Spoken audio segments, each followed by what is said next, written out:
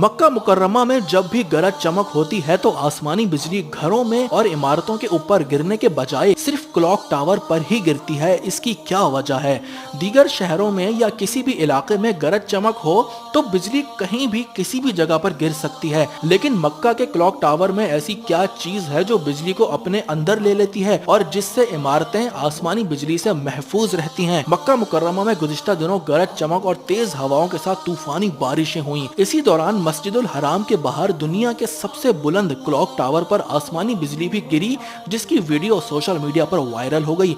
ऐसा पहली बार नहीं हुआ, बल्कि जब भी मक्का मुकर्रमा में गरज चमक का तूफान आता है और बिजली चमकती है तो ये आसमानी बिजली क्लॉक टावर पर ही गिरती है। लोग हमेशा इस इत्तेफाक के बारे में हैरान थे, लेकिन इसकी ये वजह अब सामने आ गई है। क्लॉक टावर पर बिजली गिरने की वीडियो गौर से देखें तो मालूम होगा कि ये हमेशा क्लॉक टावर पर लगे चांद पर ही गिरती